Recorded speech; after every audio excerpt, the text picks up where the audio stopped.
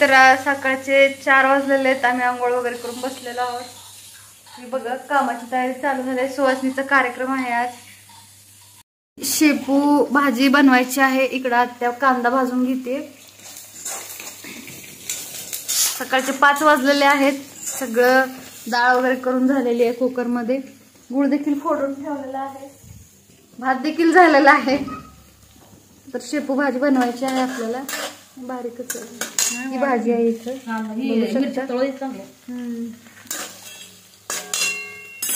पोळ्या लाटायचा कार्यक्रम चालू झालेला आहे. हाय करा अबू. अबू आले चपाती पोळ्या करू लागायला. हे बघा एवढं मोठं पीठ आहे आणि हे पुरण आहे आणि एवढा मोठा पिठाचा गोळा आहे. सगळं भाज्या वगैरे सगळं काही झालेलं आहे. आमटी झालेली आहे. याच्यामध्ये भात आहे. तेवढा त्या पातेल्यामध्ये पण भात आहे आणि शेपू भाजी बनवली. हे दूध वगैरे सगळं सगळं झालेलं आहे. फक्त म्हणजे अक्षरशः 10 वाजलेले आहेत. 10 वाजता म्हणजे सगळं झालेलं आहे. फक्त एवढं पोळ्या आणि चपात्या झालं की झालं. कपडे आणि भांडे झालं की झालं. कपडे आणि भांडे देखील झालेले आहेत. सगळं स्वच्छ करून झालेलं आहे बाहेरचं. म्हणजे सकाळी 3:30 वाजता उठलेलो आहे आम्ही.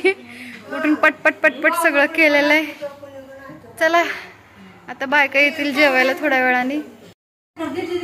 तर ही पूजा मांडलेली आहे देवीची. हा नैवेद्य म्हणजे 5-5 पोळ्या, त्याच्यावरती भाकऱ्या, कुरवड्या आणि भजे अशा पद्धतीने हे पूजा मांडतात. सगळेजण बसलेले आहेत. नाही वाजवायचं नाही.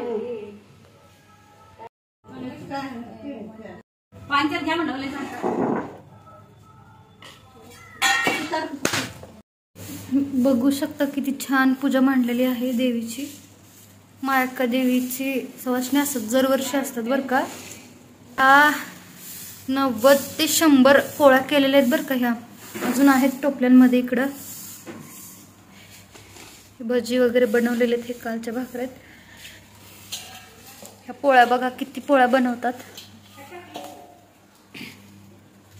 ही येळवण्याची आमटी बनवली होती सकाळीच. 4 वाजत आले ते देवीचे. सवासण्या 4 ते 5 दरम्यानच असतात म्हणतात. किती छान पूजा मांडली बघा.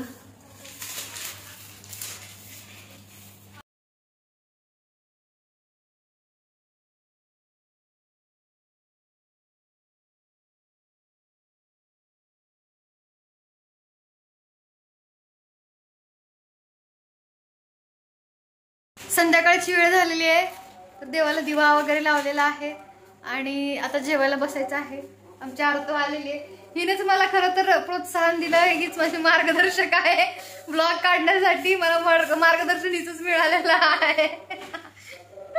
चला द्या जेवायला सगळेजण.